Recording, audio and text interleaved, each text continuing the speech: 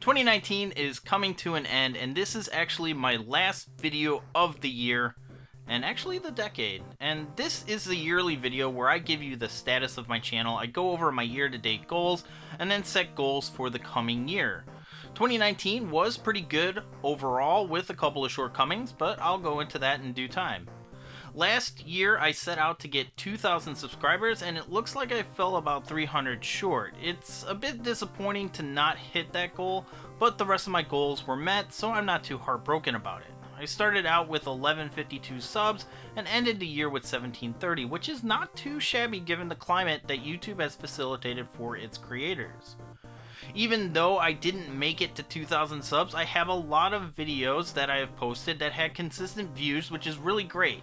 I posted 30 videos including this one, and while I didn't get a huge breakout like the Metal Jesus video last year, a lot of videos got positive responses. It wasn't really a one video every 2 weeks like I had planned, but on average I did make that goal. And how I did that was I actually evaluated my workflow to see how to make content consistently without getting burnt out. Now I have planned out my content over the month, and then I write a couple of episodes and then I film all in one go. And also I edit them as I move along, and eventually what happens is that I get to a point where I can take my time to edit those videos, but have enough time to relax during the week. There are definitely still times where I'm up until midnight trying to finalize and edit to get the video posted the next day, and that's pretty stressful, especially when it technically doesn't matter when I post these videos, but it matters to me.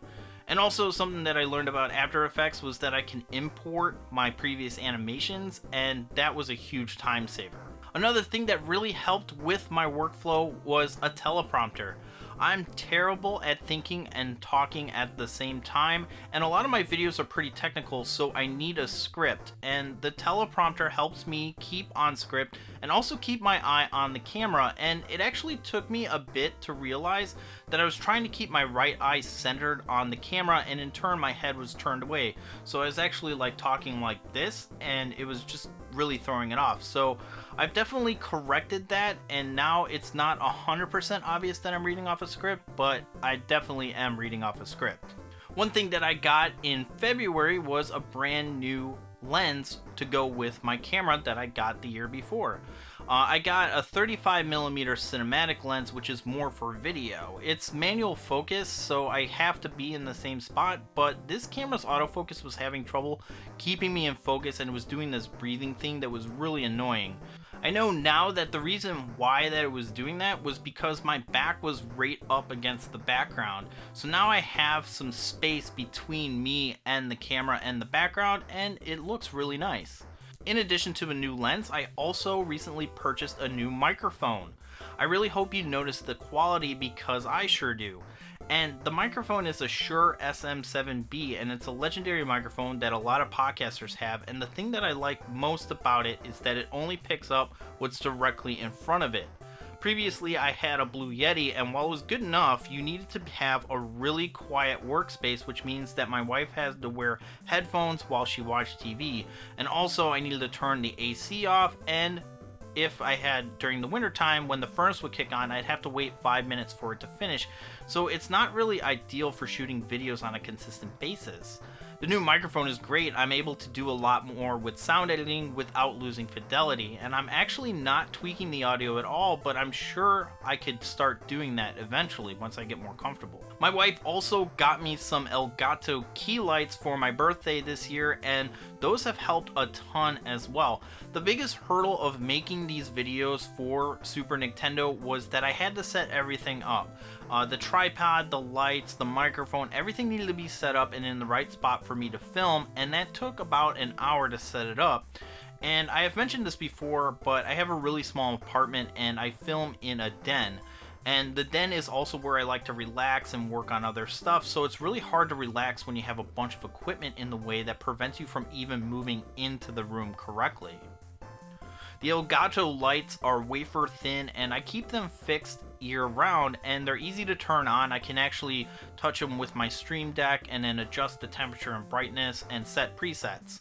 They're pretty expensive, but they have saved me so much time in the past year, and if I really wanted to, I could shoot a video in about 3 minutes notice now. In addition to those key lights, I also have a set of Philips Hue Lights to set the mood of my shot.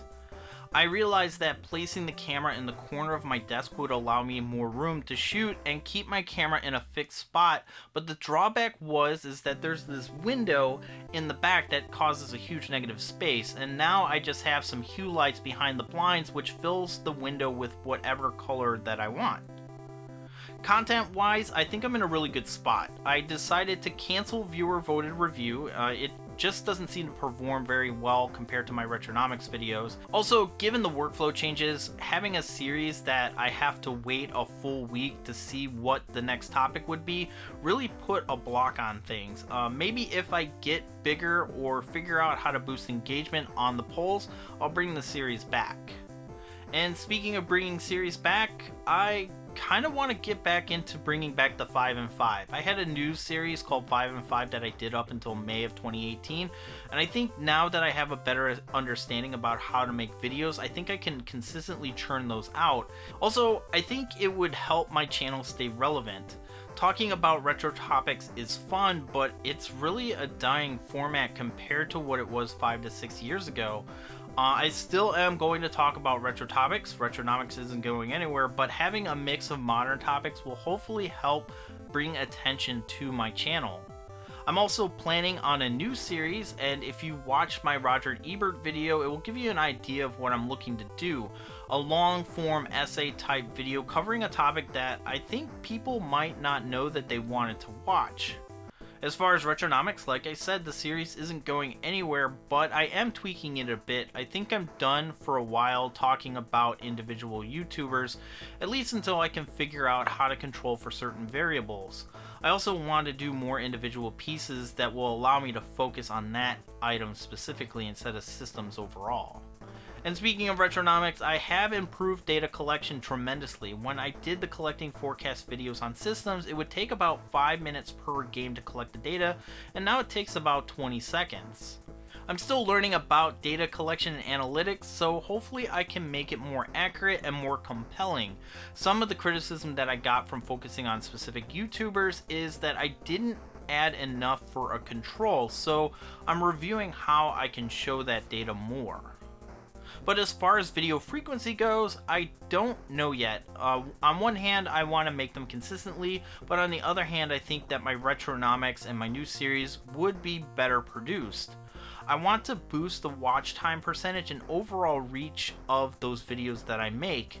And that brings me to my next topic. I really want to grow Super Nicktendo in 2020, and to do that, I'll need your help. And the best way that you guys can help is 1. Watching my videos when they're posted, 2. Liking the videos if you like it, thumbs downing if you don't, 3. Leaving a comment on the video and sharing your thoughts on the subject, and 4. Sharing the video with friends or anyone else who might like it. While I do get a lot of traffic from YouTube browsing, it does really help a lot when people share it on other platforms outside of YouTube. So if you like my videos and you know other people who might enjoy those videos, share them on Facebook, Twitter, Reddit, etc. Every share helps a lot. Also, let me know when you actually sit down to watch my videos. YouTube does give me some insights on when you guys watch, but I don't think it's 100% accurate due to my size. I'll leave a poll up in the corner of the video with a couple of times for you to vote on. They'll all be in Central Time, so if you live in a different time zone, make sure to make the conversion first so I have the most accurate data. I also have a website now. It's supernicktendo.net, or you can go to snicktendo.com to see articles that I write that might not fit into the wheelhouse of this channel. This includes thoughts on YouTube policies, tech reviews, and modern video game reviews. And the site will be for selling merch. It's not really to make money, but I really like having merch for the channel, and I currently have stickers and buttons and some business cards, but I really want a hoodie designed by me. I had a Teespring store originally, but the quality of the items was not really up to my standards. And the only issue is that the company I'm looking in to source the specific brand of hoodie wants a minimum order of 25 units. At $40 an item, that's $1,000 up front, which is a lot of money to sink into merch that's probably not going to move very fast. My friends are interested, but that's still 15 hoodies that would be sitting around waiting to ship. So if you know of a merch site that can do one-off prints, let me know, because I would just rather print on demand instead of buying a stock up front and then wait a long time to sell. Or I can start printing shirts and put the money that I make toward that initial 25 minimum purchase order. So let me know if you'd be interested in that type of stuff, and I'll start designing it.